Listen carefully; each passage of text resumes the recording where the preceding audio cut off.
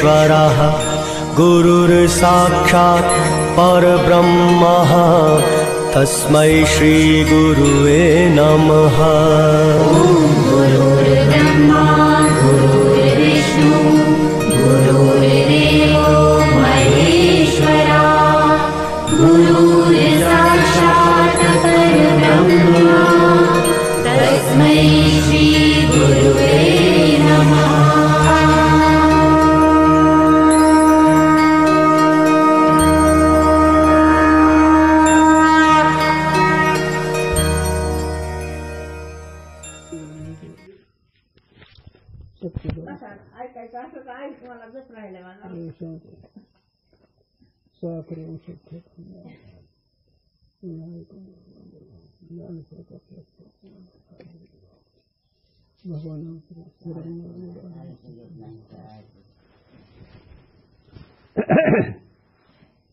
एक अज्ञान पक्ष में बंध मोक्ष की व्यवस्था।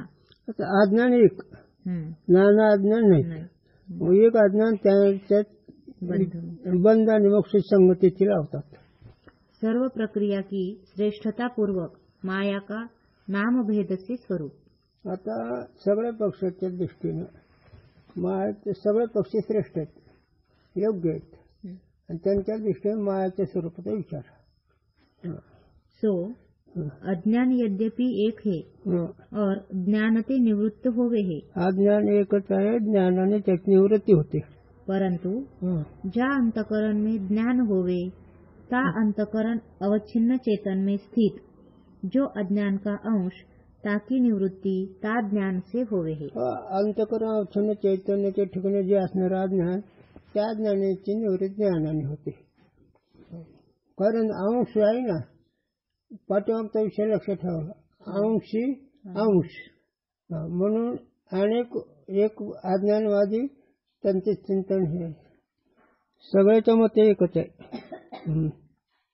सोयी मुक्त होवे है। ज्या अंतकरणात ज्ञान झालं तेच मुक्त होतात।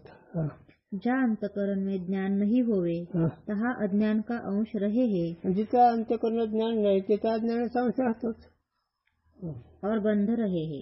ते बंध म्हणजे संकुचित अज्ञानचा अंश असल्यामुळे काय राहतंय, बंध अज्ञान, आणि अज्ञानामुळे बंद राहतो। बंद मध्ये जगतात सत्य मानणार।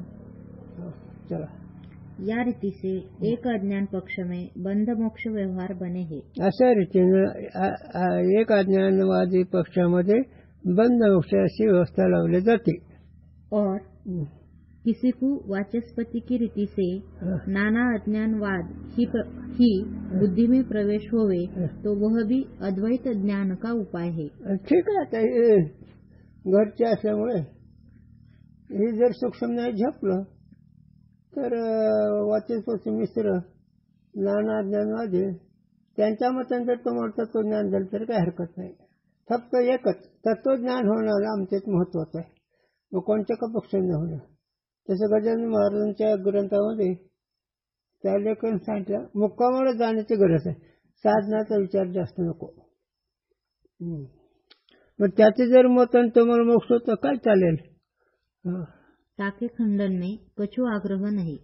वाचस्पतीच्या खंडनामध्ये काही आग्रह नाही आमचा। आमचा आग्रह फक्त सिद्धांत कळायला पाहिजे।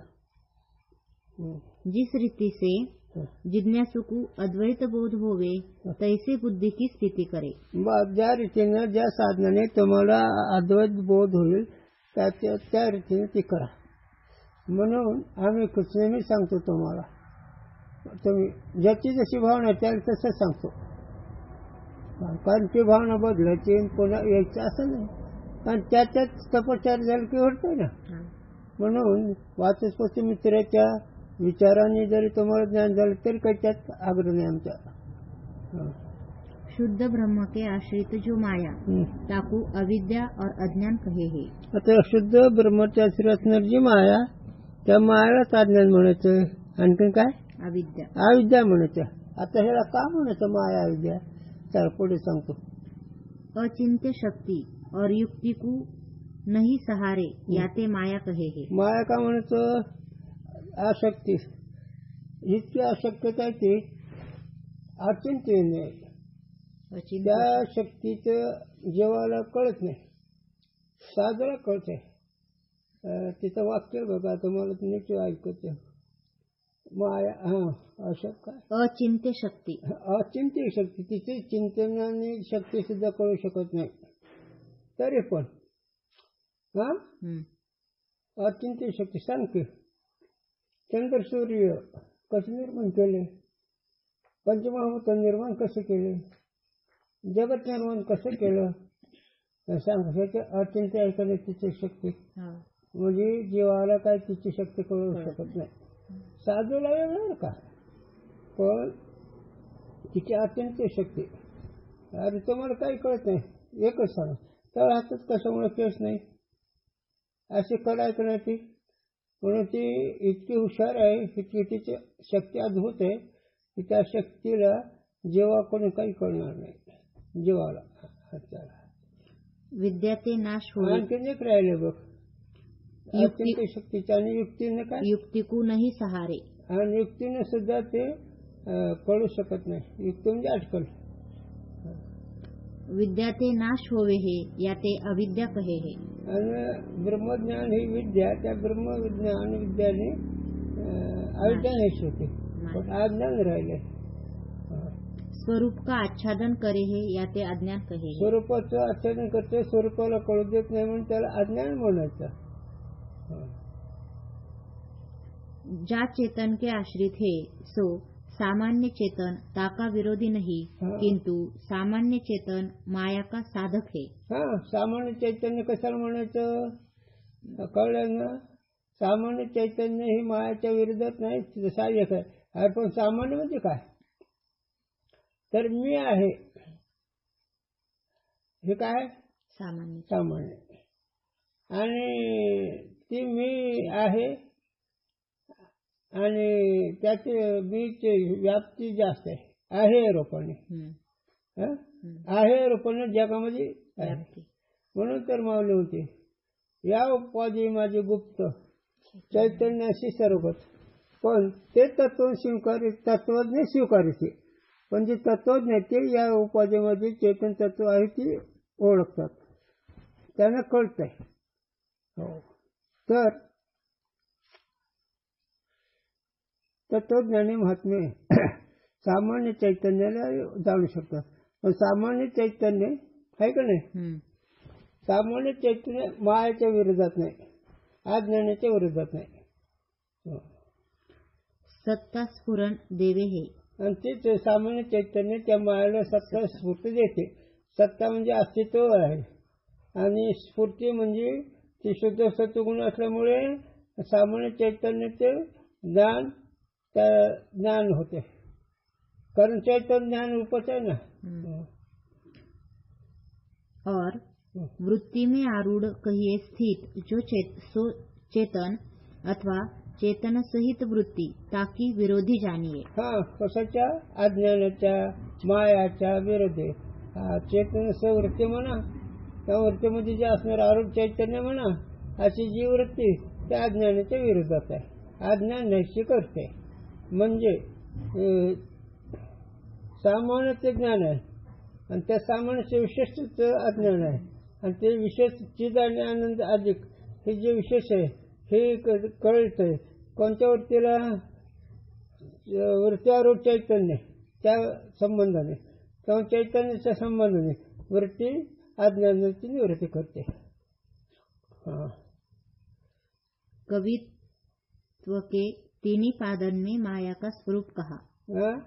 कवित्व के तिन्ही पादन में माया का स्वरूप कहा. जो कवित्व आहे दोहा आहे त्याच्यामध्ये 3 पदांनी मायाचं वर्णन केलेलं आहे. आता प्रसंग से ईश्वर का स्वरूप. आता माया सिद्ध झाल्यानंतर आता ईश्वराचं स्वरूप. द्विविध कारण का लक्षण जगत का उपादान और निमित्त कारण ईश्वर है. आता ईश्वर त्याचे 2 विचार आहेत, 2 विभाग केले. एक उपादान कारण आहे तो ईश्वर, आणि निमित्त कारण आहे तो ईश्वर. आता उपादान कारण कशाला म्हणावं, मागचा विषय लक्षात ठेवला पाहिजे. चला. माया में आभास इत्यादि चतुर्थ पाद से ईश्वर का स्वरूप कहे है। चौथ्या पादामध्ये मायामध्ये आभास असणारा तो आभास माया सर्व जगाचं कारण आहे। शुद्ध सत्वगुण सहित माया और माया का अधिष्ठान चेतन, माया में आभास, तीनों मिले ईश्वर कहिए है। आता माया त्याच्यामध्ये चैतन्य पडेल प्रतिबिंब तो आभास आणि अधिष्ठान चैतन्य हे तिन्ही मिळून ईश्वर म्हणायचं। सो ईश्वर सर्वज्ञ है, सो जगत का हेतु कहिए कारण है। तो ईश्वर शुद्ध सत्वगुण असल्यामुळे त्याच्या चैतन्य पडलेलं प्रतिबिंब तो ईश्वर सर्वज्ञ आहे आणि तो सर्वज्ञ ईश्वर आहे म्हणून जगाचं कारण आहे। याचा विस्तार मागे झाला, पुढे होईल का? कारण दो प्रकार का होवे है। हो, एक निमित्त आणि एक उपादान एक कारण। उपादान कारण होवे है, एक निमित्त कारण होवे चला है। हा लक्षात आलं ना? हो, उपादान कारण आणि निमित्त कारण। उपादान कारण घटाला कोण आहे? माती। हा, माती। माती। आणि निमित्त कारण कोण आहे? कुंभार। कुंभार। हा, जाका कार्य के स्वरूप में प्रवेश होवे और जा बिना कार्य की स्थिति होवे नहीं, सो उपादान कारण है ना? होवे है। मग मातीचा प्रवेश घटामध्ये घटाचे मातीशिवाय घट राहू शकत नाही। अस्तित्व मातीचं उपादान कारण हे कार्यामध्ये असतात आणि उपादान कारण असल्याशिवाय ते पदार्थ सिद्ध राहू शकत नाही। म्हणून उपादान कारण एक आहे आणि निमित्त कारण एक आहे। पण आता इथे ईश्वर निमित्त कारण तोच आहे आणि उपादान कारण भी तोच आहे। जैसे मृत्तिका घट का उपादान कारण है, घट के स्वरूप में ताका प्रवेश है और मृत्तिका बिना घट की स्थिति नहीं। जाका स्वरूप में प्रवेश नहीं, किंतु कार्य को भिन्न स्थित होए के करे और जाके नाशते कार्य बिगड़े नहीं, सो निमित्त कारण कहिए है। ते कुंभाराचा दृष्टांत। निमित्त कारण कार्याचं करून वेगळं राहतंय आणि वेगळं करत असलं ते निमित्त कारण ते राहिलं तर ठीक आणि त्याचा नाश झाला तर कार्यात काही बिघड होत नाही, त्याला निमित्त कारण म्हणायचं। कुंभाराचं चक फुटलं काय आणि हातातलं काय झालं काय उपयोग? पण इथे तसं नाही, इथे जरा वेगळं आहे। जैसे घट के कुलाल दंड चक्रादि निमित्त कारण है। लक्ष आलं ना? कुलाल म्हणजे काय? कुंभार। घटाचं कारण चक्र म्हणजे चाक। दंड म्हणजे चाकाला एक खुंटा लावलेला असतो आणि ती त्या खुंट्याला धरून फिरावं लागतं चाक। घट के स्वरूप में तिनका प्रवेश नहीं। हो, वडच आहे ना। घट से भिन्न कहिए किनारे स्थित होए के उत्पत्ति करे है और उत्पत्ति हुए पीछे कुलाल दंड चक्र आदि कण के नाशते घट बिगड़े नहीं। इस रीति से उपादान और निमित्त दो प्रकार का कारण हुए। लक्षात है। और जगत का उपादान और निमित्त दोनों प्रकार से ईश्वर ही कारण है। इकडे व्यवहारात वेगळे दिसतात, पण जगाचा उपादान कारण आणि निमित्त कारण तो ईश्वरच आहे। जैसे एक ही मकरी जाले का उपादान कारण और निमित्त कारण है। मकरी म्हणते ते कोळी असतं, ते तुम्हाला दाखवून एखादं त्या झाडात ते जाळं करते, मग अंगातलं सूत काढून जाळं करते आणि अंगाने ती विणते। म्हणून ते जसं मकरी म्हणजे कोळी जसा कारण आहे जाळेला, शरीराने निमित्त कारण आहे, सुताने उपादान कारण आहे, त्याप्रमाणे ईश्वर जगाचा निमित्त उपादान कारण दोन्ही तेच आहे। जो ऐसे कहे मकरी का जड़ शरीर जाले का उपादान कारण है और मकरी के शरीर में जो चेतन भाग सो निमित्त कारण है, याते एक ईश्वर को निमित्त कारण और उपादान कारण मानने में कोई दृष्टांत नहीं। दुसरा दृष्टांतच नाही, त्या कोळीचाच दृष्टांत आहे। शरीराने निमित्त कारण आणि त्याच्या ठिकाणी असणारं चैतन्य त्यांनी उपादान कारण आणि ते हे चैतन्य तिच्या अंगात एक सूत असतं, एक जागा असतो आणि ती जागा ते विणायची। हा भिन्न उपादान कारण मकरी म्हणजे कोळी आहे, तसं आता ईश्वर कसा बघू।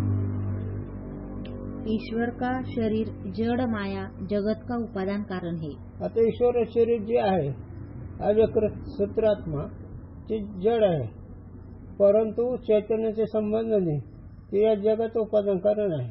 हा. और चेतन भाग निमित्त कारण है। आणि चैतन्य ते निमित्त नाही, चैतन्य विकारी नाही ना, त्या निमित्त.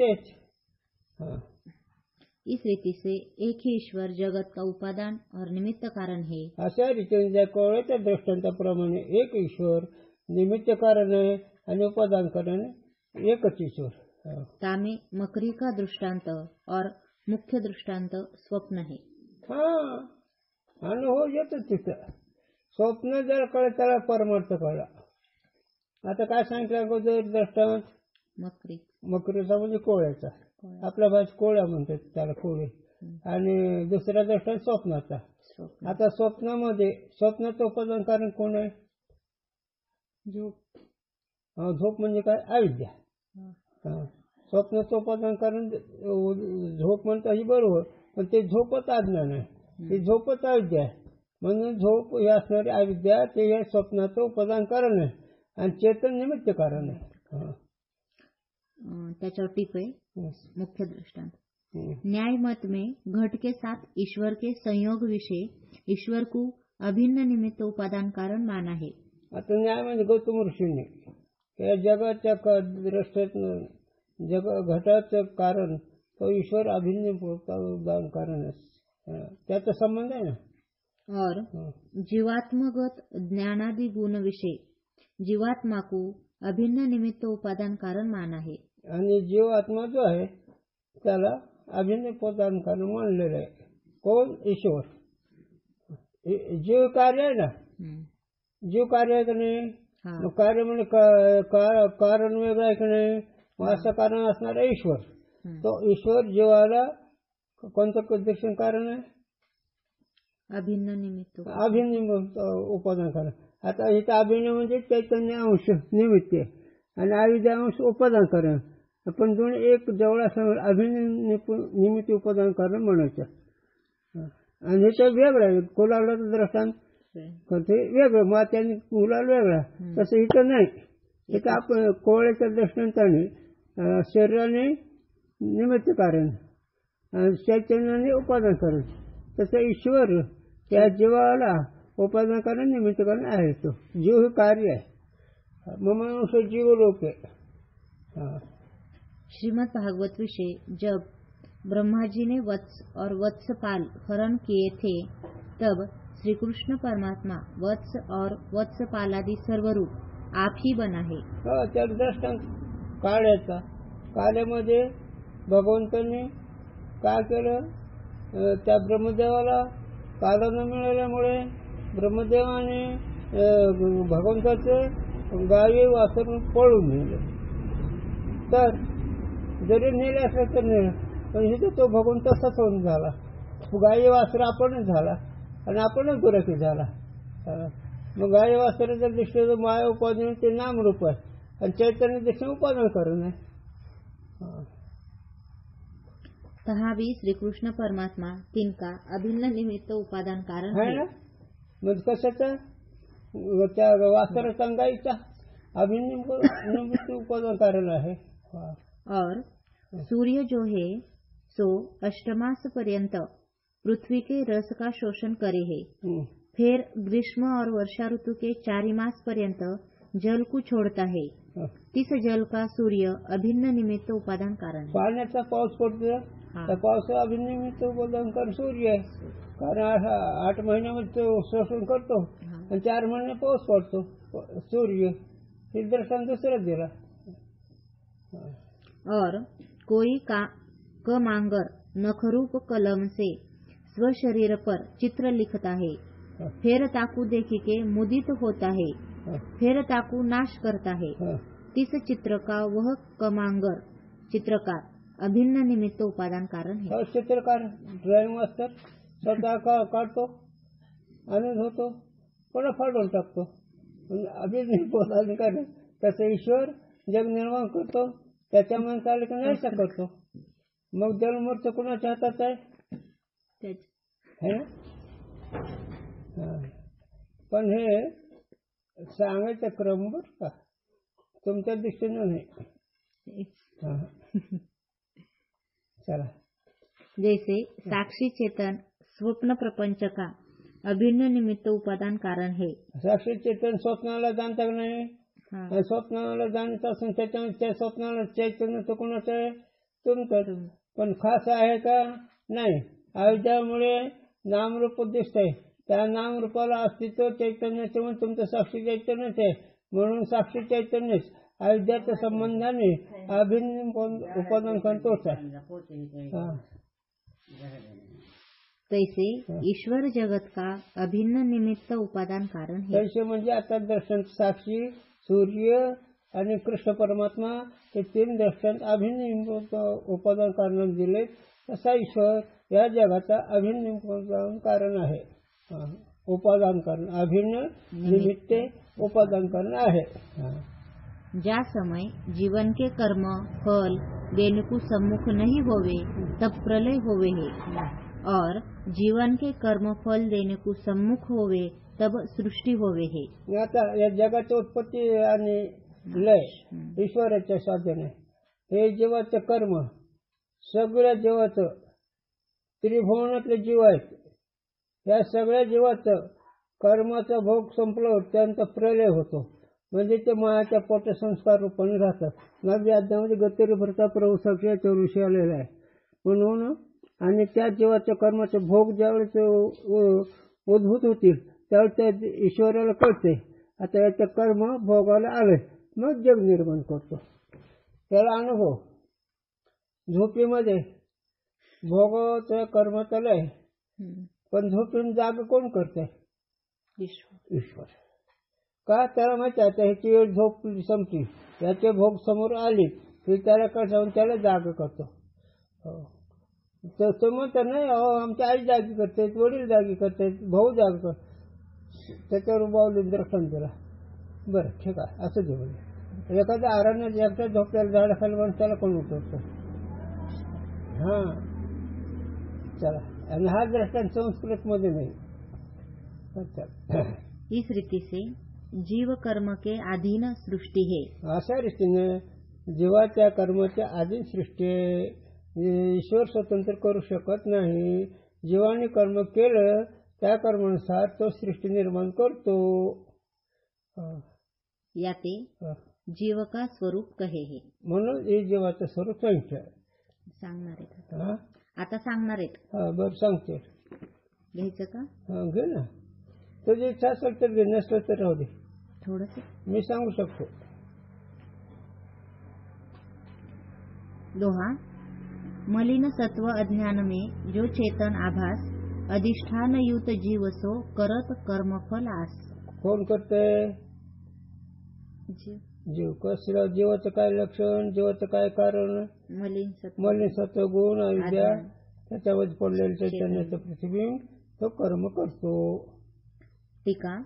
रजोगुण और तमोगुण को दाबी लेवे सो शुद्ध सत्वगुण कहिए है. हाँ है ना, दोन्ही गुणाला दाबतो तो शुद्ध सत्वगुण. और रजोगुण तमोगुण से आप दबे सो मलिन सत्वगुण कहिए. तमोगुण रजोगुण दबले गेलेले तो मलिन सत्व. हे आमचे गुरु दृष्टांत देत होते. सगळं ब्राह्मणाचं गाव. अरे ब्राह्मणाचं म्हणून सगळं अधिक ब्राह्मण म्हणून शुद्ध सत्वगुण समजायचे. बाकीचे चार आणि ते दोन गुणासारखे. आणि ह्याच्या उलट सगळं मुसलमानाचा गाव. नाही तमोगुण जास्त आहे. बाकीचे लोक असतात एक दोन घरं. तसं तर सत्वगुण असतं ते रजगुण तमगुणाला दाबल्या जातो.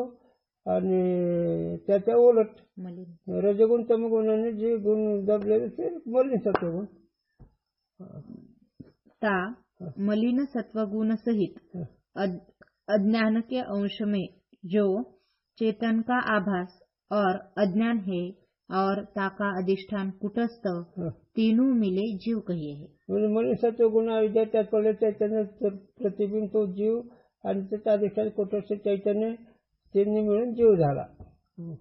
सो जीव कर्म करे है और फल की आशा करे है. मग जीवाने काय करायचं? कर्म. काय करतो जीव? कर्म. आणि काय करतो? फलाची इच्छा. मग फलाची इच्छा करतो, मग फल मिळवतो. इच्छा मग फल कोण देत आहे? ईश्वर. हा, ईश्वर. ईश्वर देतो. गुरुजींनी सांगितलं आम्हाला, एकाच कुत्रीची पिल्ली. ते आता तुम्ही अंगावर घेऊ नका कोणी, विषय आमच्या गुरुजी स्पष्ट भाषेत असतो. एकाच कुत्रीची पिल्ली, एकाला भाकर मिळत नाही आणि एकाला डॉक्टर येतो तपासायला. दोघांचं कर्म वेगळे आहेत ना. तसं जीवाचं कर्म आहे आणि त्या कर्माचा फल देणार ईश्वर आहे. या जीवाला अनेक इच्छा असतात, अनेक माणसासारखं व्हावं असं, पण शक्यच नाही. ठेवल्यानंतर तैशीची राहावी, पण त्याला कळत नाही. त्याला आपलं झालं पाहिजे, आपल्या मनासारखं अशक्य नाही. त्याला एक दुसरं दर्शन देतो. नाथाच्या भाग होतात, त्याच्या कर्माचा फल त्याने देऊन गेला ईश्वर. कोणाला गरीब केले, कोणाला श्रीमंत केले, कोणाला मध्यम केले, कोणाला रोगी केले, कोणाला रोगी कमी केले, हे सगळे त्यांच्या कर्मानुसार ईश्वराने दिलेले. पण जीवाला काही कळत नसल्यामुळे सगळे संकल्प आपल्या मनासारखे होय असं वाटतं, पण हे बरोबर नाही. त्या दृष्टांत देणार आद्रष्ट आणि असे शरीर त्या कर्मरूपी बनलेलं भोग त्याला आद्रष्ट म्हणावं. आद्रष्ट असे शरीर तेच आले हरिहर. कोण आले? हरिहर. हे जरेल अन्यथा न होय अन्न मात्र. ईश्वराला सुद्धा त्याचे भोग टाळता येत नाही, कारण ईश्वर हरिहर म्हणजे ईश्वरच. अगोदर त्यांनी जे असल्यामुळे त्यांनी जसं कर्म केलं तसं भोग दिले. हेच पंथ आला तुम्ही, पण त्यांच्याकडून सुद्धा अन्यथा होणार नाही. अनुमात्र तेवढ्या सुद्धा त्याचं कर्म बदलू शकत नाही त्याच्याकडून. तर तुझ्याकडून काय होतं नाही. याला वाटतं ना मी यांचं चांगलं केलं, काय तू चांगलं केलं? तुझ्या निमित्ताने त्याचं चांगलं झालं, पण फल चांगलं जर झालं मग सगळ्या जगाचं कर ना तू. सांगू का तुला थोडा? इथून तरी रिद्धी होते, रिद्धी सिद्धीचे होते. जे त्यांच्याकडे गेले त्यांचं ते आढळलं. सगळ्या जगाची काय अडचण नाही केली त्याने. हा, त्यांच्या गावातलेच लोक नीट करायचे ना त्यांनी. ज्यांची भावना त्यांनी सांगितलं, त्यांच्या भावनेने त्यांनी साधन केलं, ते नीट झाले. काही टक्केवारी. हो,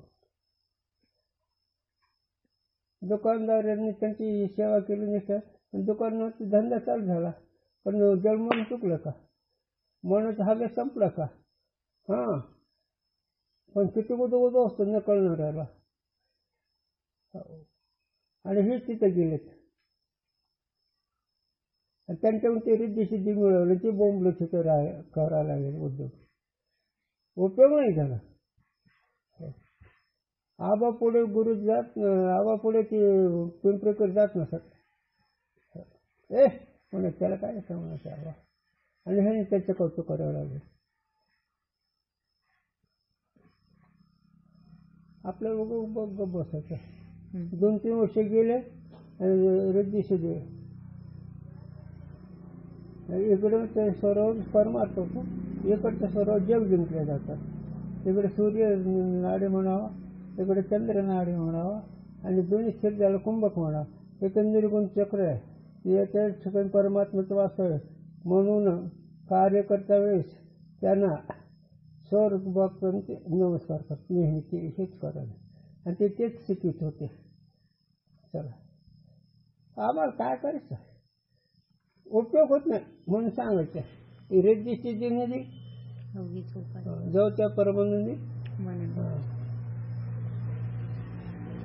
चला, ईश्वर में विषम दृष्टि और क्रूरता नहीं. म्हणजे ईश्वरा ठिकाणी भेदबुद्धी नाही आणि क्रोध नाही. आणि तुमच्या ठिकाणी भेदबुद्धी आहे आणि क्रोध आहे. त्याचं नाव जीव. जिथं भेदबुद्धी आहे आणि जिथं क्रोध आहे त्याला काय म्हणायचं? जीव. आणि जिथं भेदबुद्धी नाही, क्रोध नाही, न्याय बिनचूक न्यायिक आहे तो ईश्वर. ता जीव के कर्मन के अनुसार ऊंच नीच भोग के निमित्त ईश्वर सृष्टि रचे है। म्हणून जेव्हा ते जसं कर्म तसं नीच उच्च सृष्टी रचतो तो. याते ईश्वर में विषम दृष्टि और क्रूरता नहीं। हे त्याच्या कर्मानुसार जग निर्माण करून त्या ठिकाणी विषमता म्हणजे भेदबुद्धी नाही आणि क्रूर म्हणजे क्रोध नाही. और जो ऐसे कहे सर्व से प्रथम सृष्टि से पूर्व कर्म नहीं और प्रथम सृष्टि में ऊंच नीच शरीर और भोग ईश्वर ने रचे है, याते ईश्वर विषम दृष्टि है सो बने नहीं. आता इथं जरा विचारवंत आहेत म्हणजे का सृष्टी झालं पण मुळातच सृष्टी आहे. त्या मुळात सृष्टीमध्ये विषमता नाही. मग त्यांनी मुळात सृष्टीत तिथं विषमता कुठून आणली त्यांनी? अरे ही तुला कळा नाही. त्याच्या ठिकाणी विषमता नाहीच. मुळात सृष्टी असणारे त्याच्या ठिकाणी जीवाचे अंश असतात, संस्कार रूपाने असतात आणि ते प्रकट झाल्यानंतर त्यांची प्रकट होण्याची वेळ आलेली त्याला माहीत आहे. तर हे जन्माचे प्रकट होते मग ह्यांचं कर्म जसं असेल तसं करतो. काहे ते संसार अनादि है। उत्तर उत्तर सृष्टि में पूर्व पूर्व सृष्टि के कर्म हेतु है। हाँ, जैसे पूर्व पूर्व कर्म उत्तर पूर्व हेतु पूर्व म्हणजे आदि आणि उत्तर म्हणजे नंतर. सर्व से प्रथम कोई सृष्टि नहीं। हाँ, याते ईश्वर में कोई दोष नहीं। म्हणजे ईश्वर ठिकाणी दोष नाही. हे पूर्व एक सगळ्याच्या आधी सृष्टी नाही. ते एक चक्र आहे त्याचं. किती वेळा जन्म जाऊन किती व्हावे फजित. तसे सृष्टी होती जाते. हाँ, जीवन के भोग निमित्त ईश्वर को जगत के उपजावने की इच्छा। आता जीवाच्या कर्मानुसार ईश्वराला इच्छा होती जग निर्माण करण्याची. जीवन के पूर्व सृष्टि कर्म अनुसार ईस इच्छा होए जीव भोग जग उपजाए। ते दोहा त्याला. नभ वायु तेज जल भूमि भूत रचेतहा शब्द स्पर्श रूप रस गंध गुण गाइए। हे सृष्टीचे सामग्री. सत्व अंश पंचन को मेली उपजत सत रजगुण अंश मिली प्राण त्यू उपाइए। ते रजगुणच का एक एक भूत सत्व अंश ज्ञान इंद्रिय रचे कर्म इंद्रिय रजोगुण असते लखाइए। टीका जब जीवन के कर्म भोग देने से उदासीन होवे तब प्रलय होवे है। आता प्रलय कधी होतो? जेव्हाचे कर्माचे भोग द्यायला ते उदास जर झाले तर त्यावेळेस प्रलय होतो. प्रलय में सर्व पदार्थन के संस्कार माया में रहे हैं। पदार्थावर सगळे संस्कार राहतात मायामध्ये पदार्थाचे प्रलय में प्रलयाच्या वेळेस. याते जीवन के कर्म भी जो बाकी रहे थे सो सूक्ष्म होए के माया में रहे। बीज रूपन जब कर्म भोग देने को सम्मुख होवे तब ईश्वर को यह इच्छा होवे है जीवन के भोग निमित्त जगत उपजाए। हो, जेव्हाचे कर्म भोग उभा राहिले द्यायला ईश्वर निर्माण होते इच्छा की आता ह्याला जन्म दिला पाहिजे. इच्छा त्याच्या टिपे यहाँ यह शंका है दुख और दुख के साधन की निवृत्ति के निमित्त किंवा सुख और सुख के साधन की प्राप्ति के निमित्त इच्छा होवे है। अन्य वस्तु की इच्छा होवे नहीं। यह नियम है। ईश्वर को दुख और दुख के साधन का अभाव है। याते ईश्वर को दुख और दुख के साधन की निवृत्ति के निमित्त इच्छा बने नहीं। आता सूक्ष्म विचार आहे ना. ईश्वरा ठिकाणी तर सुख दुःख नाही. मग सुख दुःखाची इच्छा त्याला निर्माण नाही.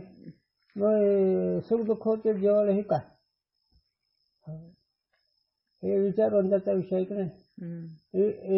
ईश्वराला सुखाची इच्छा असेल, सुखाचं ज्ञान असेल, पण ईश्वराच्या समोर सुख दुःख नाही ना आणि दुःखाची इच्छा बी नाही, दुःखाचं ज्ञान बी नाही. मग आता जेव्हा दुःख देतो ते कोण? जाते ईश्वर पूर्ण काम है याते ताकू सुख और सुख के साधन की प्राप्ति के निमित्त भी इच्छा बने नहीं. कारण तो पूर्ण काम असं त्याला सुखाची भी इच्छा नाही. जो कहो बालक को विनोद की इच्छा होवे है ताकि नहीं ईश्वर को जगत रचना रूप विनोद की इच्छा निर्निमित्त भी होवे है. हा आता ते लहान मुलाचा खेळ हा मेहण मान उड्या मारतो आहे ना इच्छा त्याला माहित आहे का कर्म तसं लहान मुलासारखं जर ईश्वराचं जग निर्माण करणं कर्म असलं सो कहना भी बने नहीं. ते म्हणणं त्यांचं बरोबर नाही. काहे ते जैसे बालक के चित्त के आह्लाद रूप सुख की प्राप्ति के निमित्त इच्छा होवे है, तैसे पूर्ण काम ईश्वर को आह्लाद रूप सुख प्राप्ति की इच्छा संभवे नहीं. का तो सर्वज्ञ आहे ना ते लहान आहे पण त्याला सुख प्राप्तीची इच्छा सुद्धा नाही ईश्वराला. हे दोन सूक्ष्म सृष्टी निरूपण. बस पूर्ण आता त्या प्रश्नाचे उत्तर देतात. सूक्ष्म सृष्टीमध्ये कसे उत्पन्न करतो सूक्ष्म सृष्टी त्याच्यात त्याची इच्छा आहे का नाही त्याचं कर्म आहे का नाही जीवाचं हे त्याचा विचार आहे. नाही त्याने म्हणून चिंतन झालं.